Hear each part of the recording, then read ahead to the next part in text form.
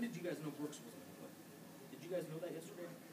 We just assumed because we saw him walking around in crutches, but we went into the game thinking he was going to play just in case, and then we adjusted when he wasn't.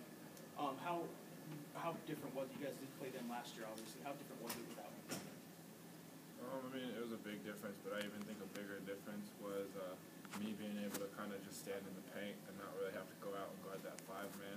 Because last year it was Man and Cohen hitting threes from that the trail guy. So, I mean, that definitely stretches out the offense. I mean, we've kind of been doing it this year a little bit with our offense, and I think not having a big man that can shoot the ball at the top of the key and having the 5-man be able to help everybody, I think it makes a big difference for offenses. Alex, it looked like right away you were able to get some space inside and really put them on their heels. That must have been part of the game plan, but yet it was good to see. It must have been good to see. Yeah, I mean, I just kind of came out aggressive again. I mean, definitely in the UAB game, I didn't really think I did. And I kind of started in the UMass game, just kind of coming out and being aggressive. And I mean, I didn't take the greatest shots in the UMass game to start out with, but like this game, I was focused on getting good early shots. And without Brooks down low to guard me, I kind of felt that I would have the opportunity to go at some younger freshmen, smaller freshmen. So that's what I did. And then obviously they had to adjust by trapping us big to big, and we were able to get out of that a few times. And then they had to go from a guard, and we were able to hit some threes out of that. So it was part of the game plan. Did you and Coach McPhillips have any words after the game?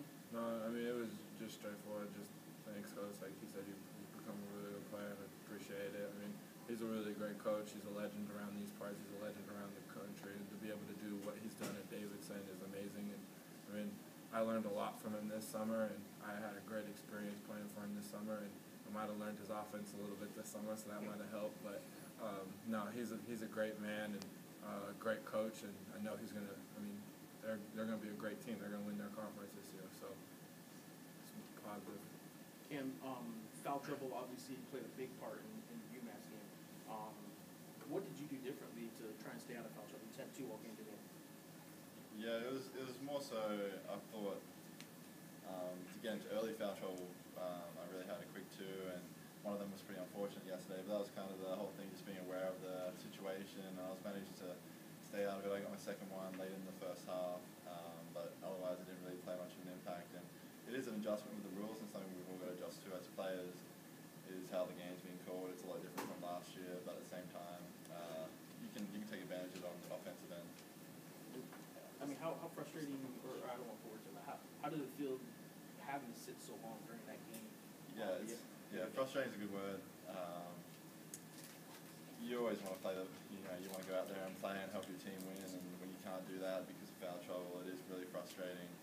And there's not really much you can do about it. Just got to wait and try to stay mentally into the game, which is also sometimes tough when you're sitting for a long period of time. But as you get more experience, you've got to get better at that, to be able to stay in the game and to also be aware of the foul situation, to stay out of that situation as much as possible. Just one more for either one of you. There has been a lot of talk back home about Cohen, and I know certain people that have written about the Cohen playing time situation. He had a really good game today. Anything you guys as players have talked to him as a freshman about, or you guys trying to avoid the topic that he was struggling for a couple games? Or I mean, we've been there. Like, to say like I came here as a freshman and started, and say I was successful. I mean, that's not true. I struggled at the beginning there, and I mean, it's just one of those things where he's just going to have to get better, and he understands it, and it's a different game. Like, we talked about that before the season, and I mean, I don't want to say a lot of pressure has been put on him, but like, I mean, there's that, like the coach's son. Like, I played for my dad in high school. You have to understand that there's something about that, and he's handling it well. I mean, it's tough, but he's going to continue to get better, and it was really good to see some positives come out of today's game and kind of quiet the doubters a little bit. But I mean, he's going to get better each day, just like every other person on this team, and hopefully he can get some positive feedback from that. Alex, Coach, you talked about integrating the newer guys with the 4 horsemen kind of thing. How has that process gone, and how much did these 3 games kind of help that process? Well, I mean, you kind of come into these tournaments going, all right, we're going to learn a lot about our team this year, and we did last year at the Virgin Islands, and we did this year, and I mean, it's tough, it's different, because I mean, sometimes, and it's not frustrating, but you're kind of like, all right, come on, like let's move on, and it's just like anything. And so they're learning and they're getting better each day, and that's all the emphasis we're putting on them.